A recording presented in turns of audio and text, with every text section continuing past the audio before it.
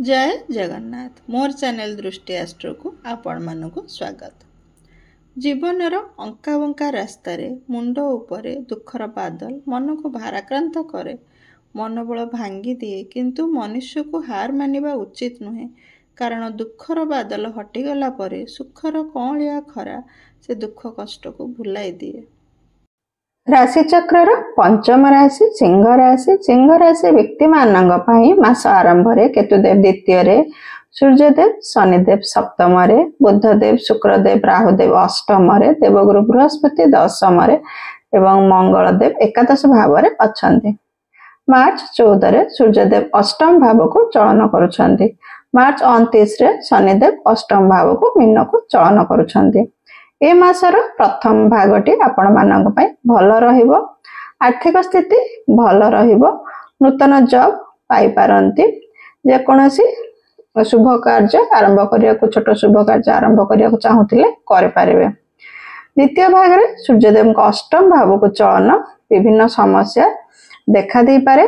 स्वास्थ्य समस्या जेपरि कि bone, skin, nerve, digestion problem देखा दे पारे। ए मास आपणकर आर्थिक स्थिति भल रहिबो। विदेश यात्रा करि पारंती। विभिन्न क्षेत्र रे टंका खर्च हेबार मध्य संभावना रहिछि। मासर द्वितीय भाग रे टिके जगी रखि चलिबे।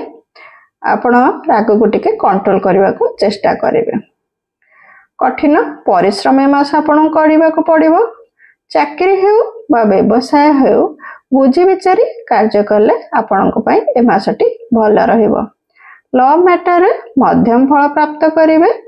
वैवाहिक जीवन रे बुझावणार अभाव देखा दे पारे। छात्र छात्री माननकु सफल हेबा पई अधिक परिश्रम करबा को पड़िबो।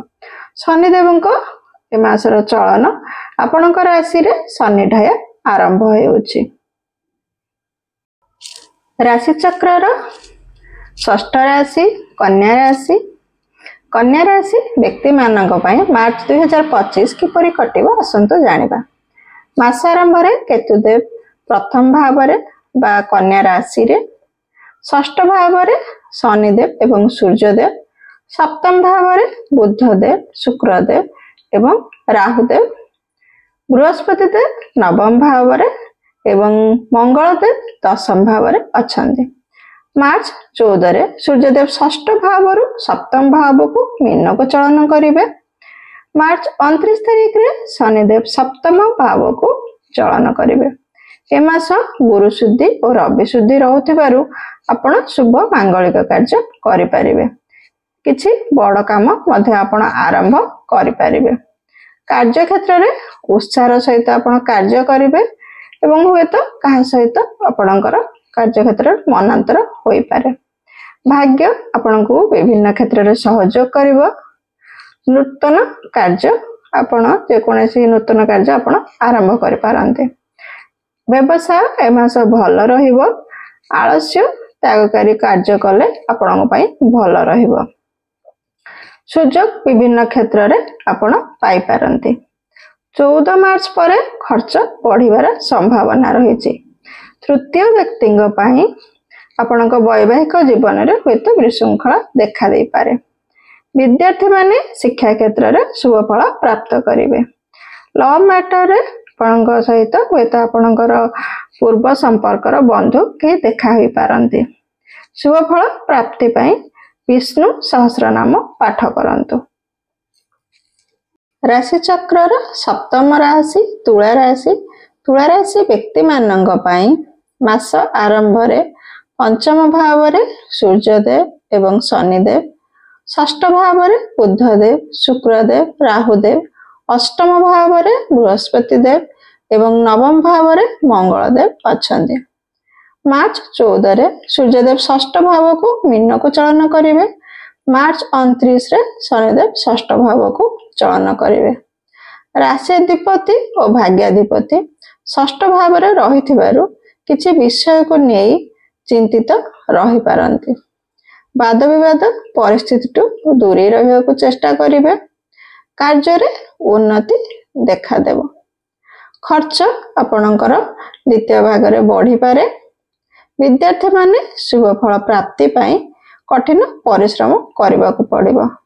स्वास्थ्य समस्या किछि देखा दे पारे। दाम्पत्य कलह देखा दे पारे। लव मैटर रे ब्रेकअप होबार संभावना रही। व्यवसायी माने लाभवान हो पारंती। जो माने भूमि क्रय करने को चाहूतिले तो से माने भूमि क्रय करि पारंती।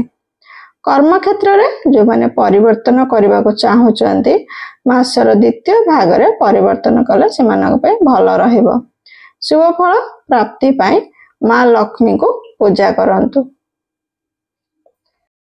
राशि चक्र अष्टम राशि बिच्छा राशि। बिच्छा राशि व्यक्ति मानक पई मार्च 2025 किपरि कटिबो आसंतो जानिबा।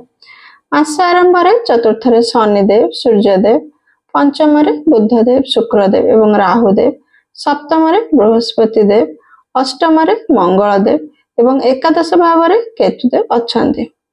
मार्च 14 रे सूर्यदेव चतुर्थ भाव रु पंचम भाव को मीन को चयन करेंगे। मार्च 29 तारीख रे शनिदेव पंचम भाव को चयन करेंगे। राशि अधिपति मंगलदेव अष्टम भाव रे शत्रु राशि रे अछंती। तेणु विभिन्न क्षेत्र में हुए तो आपण को प्रतिकूल परिस्थिति सृष्टि हो पारे। जानवाहन चलाचल रे सतर्कता अवलंबन करेंगे। आपण कर्म क्षेत्र में सफलता लाभ करेंगे। व्यवसाय रे उन्नति हेबार संभावना रही। आर्थिक स्थिति आपणकर ए मास भल रहिबो। वैवाहिक जीवन मध्य भल रहिबार संभावना रही। लव मैटर रे मध्य भल फल प्राप्त करेंगे। छात्र छात्री माने शुभ फल प्राप्त करेंगे। संतानंकर ए मास टिके जत्न नेबे। स्वास्थ्य समस्या किछि आपणकर देखा दे पारे। शुभ फल प्राप्ति पाई मृत्युंजय मंत्र पाठ करंतु। विदाय नेउछि। जय जगन्नाथ।